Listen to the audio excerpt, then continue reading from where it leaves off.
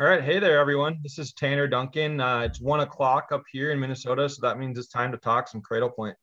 Uh, we got hopefully a half hour of some great discussion. We got Lance Lennon here with Eagle Grove School District in Iowa. Um, Cradlepoint master. He kind of understands a little bit of everything in Cradlepoint and enough to be really dangerous, and has done some great deployments himself. So I'm going to pass it on to him to just talk about his deployment, talk about Cradlepoint in general, and answer any questions you guys have. So I'll be monitoring the chat. Feel free to talk in either the Q&A or the chat, and we'll kind of answer the questions as they come up. Thanks for the introduction, and yeah, don't set the bar too high there, because then I can only let you down. As Tanner said, my name is Lance Lennon. I'm the technology director for the Eagle Grove Community School District, Eagle Grove, Iowa. We're a small district, north central Iowa, about 1,000 kids. And really kind of when we start talking Cradlepoint, and the reason we went Cradlepoint is I am in charge of basically anything that plugs in the district, as many people are in the same role. So things for me have to be incredibly easy to manage. And that was one of the things that Cradlepoint had as a selling point, was the ease of management, ease of deployment, and getting these things out there and making them very usable. So without further ado, I'll go into kind of things about the Cradlepoint. And the first thing I want to talk about is funding for these devices. Now, we all know that ESSER 1, ESSER 2, and CARES came out, and schools got a nice pot of money to do things to assist in virtual education, distance education, or making classrooms safe. And the Cradlepoints can fall easily into that, especially when you're talking about virtual learners and giving them access at home. One of the things we noticed here in our community is we are a rural school district, and as such don't have equitable Wi-Fi, equitable internet and broadband access around our community. We have what a lot of farmers call the farmer Wi-Fi, which is, you know, point-to-point wireless out in the country that is, you know, if a tree all of a sudden gets a foot taller over a couple of years and sprouts a lot of leaves, they have to move their antenna or figure stuff out. But we don't have good broadband. What we do manage to have around here is good cellular service. And so this type of device is very good for us in terms of giving it to houses or handing it out to houses that don't have the broadband, but have kids who are staying home or need to have that virtual learning. So with that ESSER funds and it being approved, that is a very good funding stream for it. There are different models of Cradlepoints. We start talking about the devices and the routers. Here in Eagle Grove, we use the IBR 900s on our buses, and we use the IBR 600s, which are these little ones here, for the students at home. And these we kind of basically have on a shelf. I have 10 of these. Like I said, we're a smaller district, but I have 3 of them with SIM cards. The nice thing is the price point on these, I was able to buy them, put them on a shelf. And then as we need them, I go to my cellular provider, we get the SIM card, put the SIM card in and activate it and hand it to our kids. So the SIM for us, we pay about $40 a month per SIM card for unlimited download on them. But they're very simple. I mean, they can send them home with a kid. There's 4 antennas. You have the 5G antenna, or the 4G, and the regular rubber ducky antenna. And they're clearly marked on the Cradlepoint where to plug them in. So I actually connect everything, have it all in. They plug it in, and then I set them up so they are identical to my school SSID. So if a student has a device, they open it up, it automatically connects just like it would at school. Then their parents can't connect because our SSID does have a password. As of yet, no one's figured out my password. I'm not super secret with it. Some of my staff know it, but I've told them, please don't tell people, because if I have to change it, we have to change it on everything. And that's a lot of legwork for me. We are looking at the IBR 1700 series of the routers, and I'll explain why later. But basically, very simple concept to get those or get them in, and they store neatly on a shelf. Right now, like I said, I've got 7 of them without SIM cards, 3 of them with SIM cards. And we just haven't had as much need as we thought in the beginning, but we're starting to see more of it now. And going into summer, who knows what we're going to get to. So what I'm going to do is I'm going to share my screen, and we're going to talk about, there we go. I think that's the one. Oh, of course. I just downloaded Zoom onto this one, so I have to actually give it access to everything. They'll probably have to quit. Oh, I hope I don't have to. Okay, I do have to quit for a sec. So Tanner, you're going to have to fill a little time, but I'm going to quit, and then I'll hop right back in. Okay, no worries. We've seen a lot of growth in Cradlepoint over the last year with Bytespeed. when the pandemic started, it was really a matter of trying to find out who's going to use these devices in a remote area, and trying to get students connected to the internet that way. We worked with a bunch of schools that had some issues connecting with some of the MiFis, and that's kind of where we partnered with Cradlepoint to try to find a better solution to get students connected in harder to reach areas. And something that was really attractive to us was having multiple students connect to one Cradlepoint device at a time. So, if you have a household, you don't have to send MiFis home with each individual student. So that's been great. Lance is working on, oh, he's just hopping back in here. He's working on a bus project. I'll kind of let him fill you in on that, expanding some of his buses. Lance, can you hear me? I can hear you. You're going to have to start my video again. Okay. Hold on one second. One of the default settings in Zoom is that, of course, everybody has their video disabled because we don't trust anybody. All right. I just made you co-host again. There you go. All right. Okay. So now I'll go in and share my screen. We did get something in the chat talking about SIPA compliance. Not all of the Cradlepoints are SIPA compliant. The IBR 600, I believe, is not, but the 900 and the 1700 are SIPA compliant. I can look that up for you, Patrick, and finalize that information when I have it. Okay. So is everybody currently seeing my screen? Yep, we got it. Awesome. All right. So I'm going to the Cradlepoint. This is it's the cloud-based controller. It's NetCloud. When you first get your Cradlepoint, you're going to actually want to log into it. You can install the SIM card and you can get to it via Wi-Fi. But what's really nice is I think almost every model comes with a LAN and or a WAN point, so you can connect directly to it. Easiest thing to do is if you have a dumb switch sitting there, put one in the LAN, put one in the LAN, pop it in yours. It'll actually DHCP, but if you don't want to go through that, you can connect directly to it. Just use a 192.168.0. whatever, but this is .0.1. Username is admin, and then the password is on the back. You get into it and you say, hey, add this to my NetCloud. It'll walk you through the steps. And then all of your routers sit in here inside the NetCloud. So now you notice I've got, 13 devices sitting in here, and 3 of them are currently active. I've got 4 of them are active. So 1 Cradlepoint's in use in the house. My other Cradlepoint that is there, 2 that are out aren't actually on right now at the home. And then I have 3 buses that are moving around.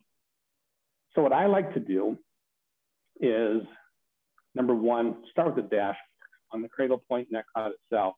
This is a nice little overview of things that are going on. So number 1 is going to say, who's your carrier? All of ours are Verizon. So right now, 4 out of 4 are Verizon carriers. What are they using, LTE, and then what is the percentage of the breakdown of the devices? It tells you how many are RV900s, IVR 600Cs. Usage by day, how much have you actually been using? You can see, I haven't broken the 10 gig per day thing yet here, so not too worried. Nobody's going crazy on them. But it'll tell you again how many devices I have and how many of each one. So a nice little overview on this page if you go through and just want some very quick stuff. What I would recommend doing is for every model of device or every model and every specific use, set up a group. So for us, I've got bus routers and I've got home routers. Now, if you're using these for bus, home, and possibly maybe school activities, like people are going to take them out, which makes up a good point. Bytespeed sells this. This is a portable router in a box, and they call it the Cradlepoint Portal. It's actually very nice. It's got a battery on it, inside of it built in. You plug it in with the external power supply. And then if you send this home or use this anywhere, the antenna are in the lid. So when you open it up, the antennas are up. And then it's battery powered. So even if I don't have juice to get to it, I can turn it on from here and it'll run off that battery, get about 10 hours of battery life. But it's a drop dead simple. The one thing you have to remind people, open the vents on them. So there is side venting on both sides just so it doesn't overheat. But other than that, this is pretty rock solid. I'll have Tanner tell you pricing on that later, because I think he has some great news about the pricing on that actually. And so when I create the routers, like I said, if I've got the go home routers or if I've got bus routers, or let's say I'm going to have activity routers, create a group for each model of router and each use of router. So if I did have different routers on the buses, I would actually have to use 2 different groups. And the reason being, because you can manage all of the routers that are the same within the group. And that's the only setup there. So if I go into my go home routers, I can quickly go into the configuration and edit it. But what's really kind of cool is I can actually go in here first under NetCloud OS and determine which OS do I want it running. So if there are updates to it, I simply click the update button, the latest OS. When I hit that, it'll say, do you want to update now or do you want to plan and schedule it? Do it whenever you can. I'm usually like, go ahead and do it now and go through. Let's go ahead and edit the configuration on these and see how simple it really is to go through and set up a group. The nice thing is once I set up my group, then any router I place in that group is automatically going to pick up the configuration. I don't have to individually configure each router. So if we go into the networking, notice that we've got local networks as a tab, and then the wireless networks.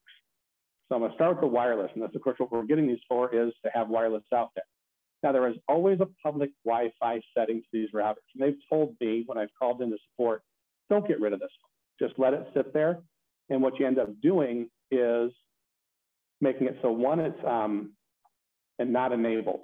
And if it's not enabled, it doesn't matter, it's just not out there. So you notice I have my school Wi-Fi, and this is the same SSID I use in my school, same security mode with the same password, so that they act just like the home router does. I do the same on my buses so that my kids, when they're on the buses, can open up their Chromebooks and away they go.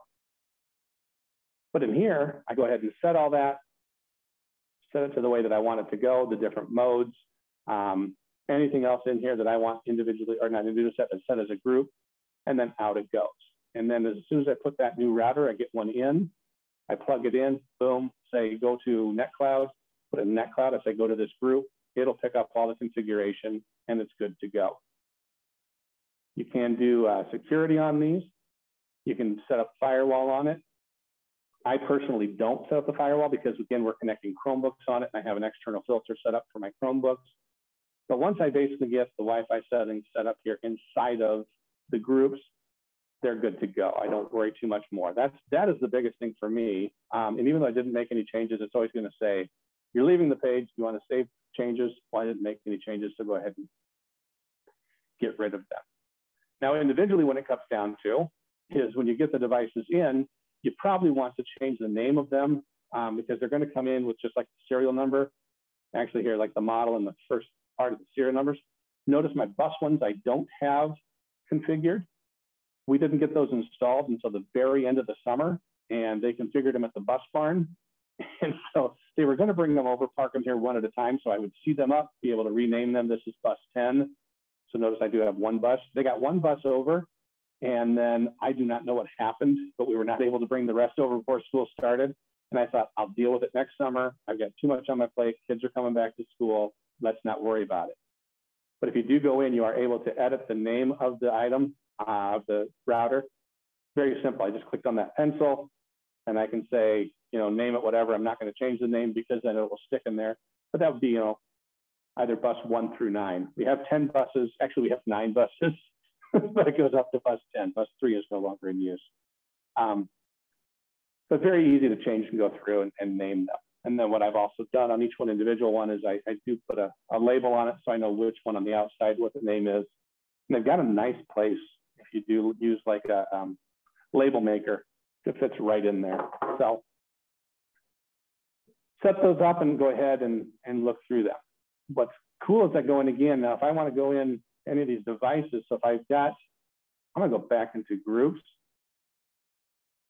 And let's say for some reason, someone is really worrying or wondering about, you know, what's going on with your buses right now? Where are they at? And so you can geolocate these devices. Having trouble with one of my routers and actually working through support, which will be nice because I'll talk about support and how easy support is. But on here, I can actually go to GeoView tab inside of the group, and it will drop a pin as to where the different buses are inside of the map. I actually scroll in a little bit and notice I've got one over here in Kirkwood, thought I saw one. Yeah, up here in Northwest 2nd, but I can locate these devices. So if I give them out to kids at home, I can find out if the kids are moving these devices. Actually, I have 2 of them there. That's why there's a 2 on that. It's over at my bus bar. They must be parked and just started and getting ready for their afternoon. But they're very easy then to find out where items are, where we're looking at them. They're parked 2 different spots here on North Fort Avenue. Very nice. So I can actually geolocate those devices. Again, if kids are moving devices from place to place, if I give it to this family, and for some reason it's sitting at a different location, I'm going to be like, why is this router not where it's supposed to be? Oh, I moved out and I'm living with grandma. Okay, well, now I understand why. Not that I'm trying to be nosy, but it's always nice to know where your stuff is. So inside of my other group, I've got, the one router that is up. I'll actually go back into individual devices here.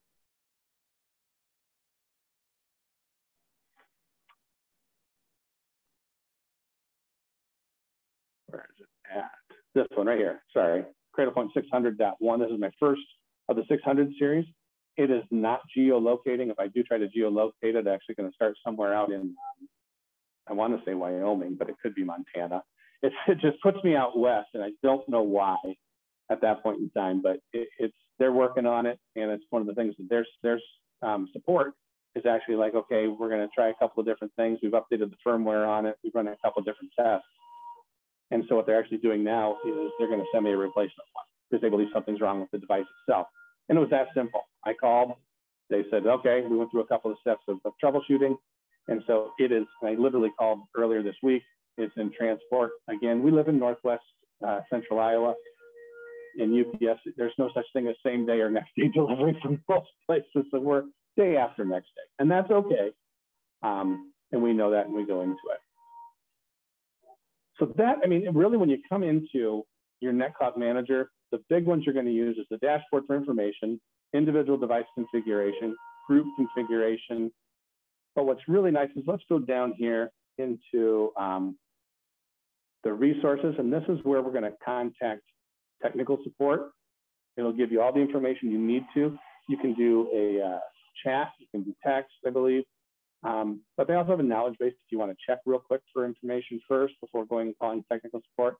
Here's technical support, self-guided training. When you first get them, you can call. They will walk you through the setup of the first one. They don't have a problem with it, but you can go through the self-guided curriculum and find out if that's going to be good enough for you. They have forums for people to ask questions of other users. And of course, links to pages and documents on the devices themselves. Let's go to the Insights page over here. The Insights page is nice also. The Insights page, when we get into Cradlepoint, you can find out right now. So I've got 3 accounts, 1 network, 1 security piece of insight, and 1 piece of health advice. These are different pieces of information to go to, or reports. I don't use reports a lot on these, but you can come in and check to make sure, what is the activity of certain devices and set up the activity log. I want to look into it and see what's been going on. I can actually export it out as a CSV, open it up and find out what devices are getting how much usage, how much utilization, how long are they on each day, what is the bandwidth that they're consuming during that time frame. If I'm sending a device home and they're using, in a month's period, 10 gig of information, I might question what's going, or not 10 gig, but like that. Yeah, well, if they're using a lot of data, I would go ahead and ask them, is this just being used for school, or you guys figured out how to connect to it and are watching a heck of a lot of YouTube, which they may be doing. But again, I'm on a no limit data plan, so I may not care so much on that one. You can set up alerts and logs if something happens to your device, or if you want to know a particular piece of information, like when does this one go offline? I want to add an alert, so I go ahead and add in and set it up. You go through, I notice I have no preset alerts. I don't use alerts on anything right now with it because, again, I've had nobody telling me they're having issues, so I'm not too worried about it. But I can go through and configure alerts based on anything they have over here. And then once I go in, I can say, activate this alert, and anytime it meets the threshold that I set, send me an alert, and then I'll have information about it.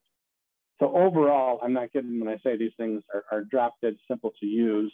But the number one thing I want to talk about, and we're getting here, we're at 20 minutes, we got 30 minutes. I do want to leave time, but I wanted to take a little time here at the end, give Tanner a chance to talk about pricing on the portal.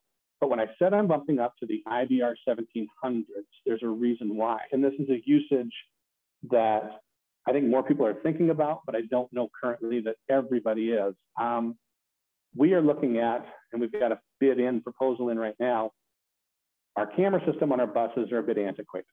They save onto an SD card. That SD card, of course, is then input into a PC that they use for, have to use their proprietary software, go through and look at the information. But again, the problem always is I have to have access to the bus to get said video, get that SD card, take it off, figure stuff out, or somebody else does.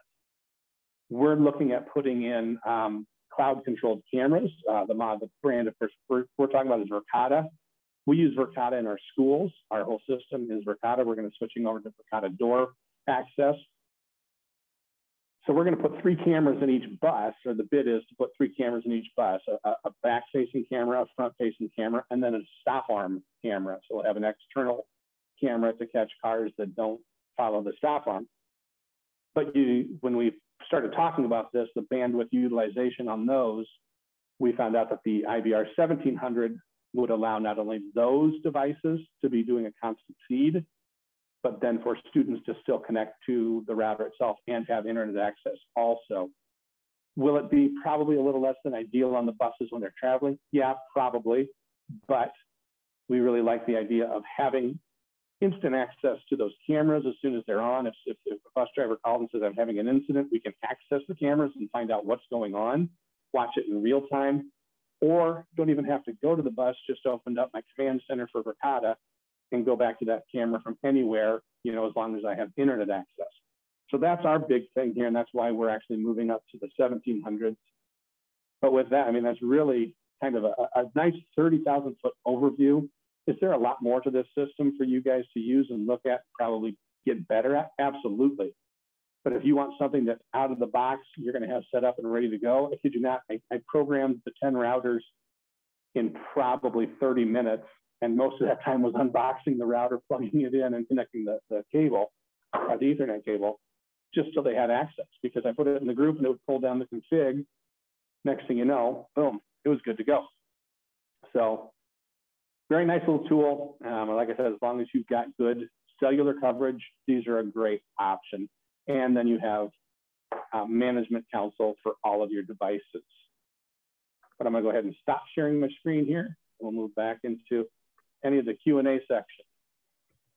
We haven't had a whole lot of questions besides the SIPA compliance. Do you know the answer to that off the top of your head, Lance? Which devices are SIPA compliant and which aren't? No, I don't know off the top of my head.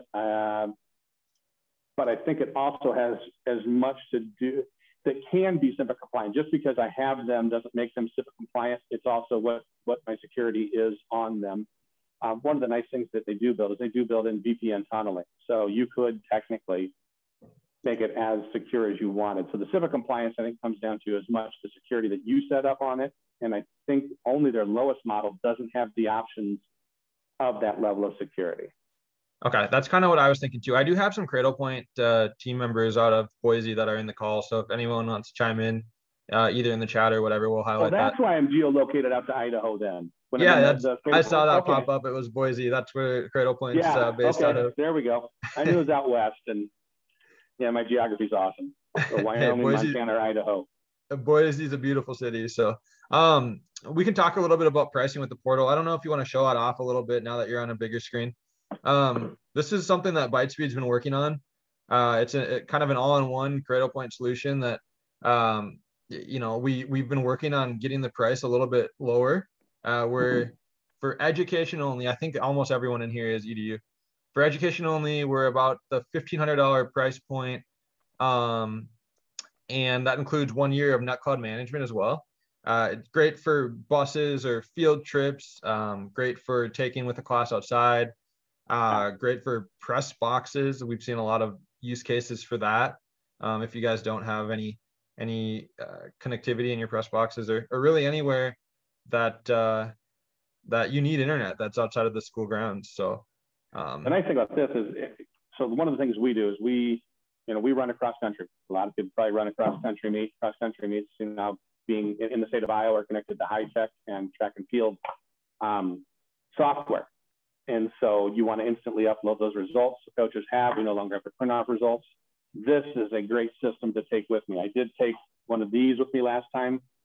Nice thing, the bad thing about cross country meets is they run rain, shine, whatever. Of course, it was raining. This I have to then put into something to make sure it's not getting wet. That is where, when they talk about this thing, it is, I mean, think of it like a pelican case, a seahorse case. It's watertight if I've got all the covers on. Even the LAN port, if you end up wanting to connect to it, it's a little screw-on side access. And I don't know if you're able to see these real well with the camera, but it is. I haven't dropped it yet, but I would guess it's probably drop-proof up to, what, 5 feet, 6 feet. And some idiot's going to drop something. They're just, that's the nature of our job. Someone's going to do something you never thought was possible. They're going to leave it on top of their car and drive off. They're going to do something. Yes, this costs more than just the Cradlepoint router. But again, 10-hour battery life. I can hand this to someone. They turn it on. They hit one button. It runs for 10 hours. They don't have to worry about it after that. And all you got to tell them is open the vent so it doesn't overheat. And then take this with them. And if they can't figure out how to open this, then why are you giving them a computer? I mean, this is so much easier than using a computer. So yeah, I can't say enough. This is, yeah, it's more expensive, but I think it's going to give you less headache in the long run. It's a lot more simple to use and just, yeah, not bad. Yeah. $1,500. Yeah, we were just able to get that price down, so that's new to us, and we've seen a lot more popularity because of it. Yep, started off at 25, and now just keep in mind that you do have to purchase a data plan through whatever Verizon, AT&T, T-Mobile, whatever is best in your individual area. Lance, we did get a question. Is it possible to force the device to proxy back to our SIPA filter? The actual router itself. I don't need to just, if your SIPA filter has, it does not, I haven't found, I'm not going to say it doesn't, and maybe the folks from Cradlepoint can say, I have not seen where you can put in like a proxy in the settings. I wouldn't doubt that it's there. I have never needed to, but what you could do is build in an automatic VPN tunnel back to your district. And so once you have a VPN back to your district, it's probably going to go through your SIPA filter there. And SIPA filter is the device on site or used as a proxy. It's not an extension or an app on your device itself, if I remember SIPA correctly. Perfect. We still do got about minute and a half here. We can kind of hang tight and see if there's any other questions that come in. We'll stop the webinar right at 1:30 just to keep it under the half-hour threshold. In the meantime, is there anything else that you have to chat about or say, Lance? I just, again, I think, having Bytespeed as a partner that's willing to go out and get the pricing for you, they do a great job. I've been very happy. We're a Mac and Chromebook district, but any PC I get or a lot of these types of things, I will go through Bytespeed. It's interesting to have, my relationship with you guys started out as you were a computer sales company. I've known Anna since she first started there. And what you guys have grown into, I've just been very happy with the service and support. So I'm as much as this is about Cradlepoint, I'm going to, talk nicely about companies that I like to do business with, and Bytespeed is one of those companies. So I thank Tanner, I thank Anna for inviting me. Hopefully people that were able to join in got something out of this. If you didn't, I apologize. Didn't mean to waste your time, but thanks for joining. I do appreciate it. Appreciate it, guys. Yeah, if you have any other questions, we will be following up and sending out this live recording out to everyone. You can rewatch it at the iTech conference in a couple weeks.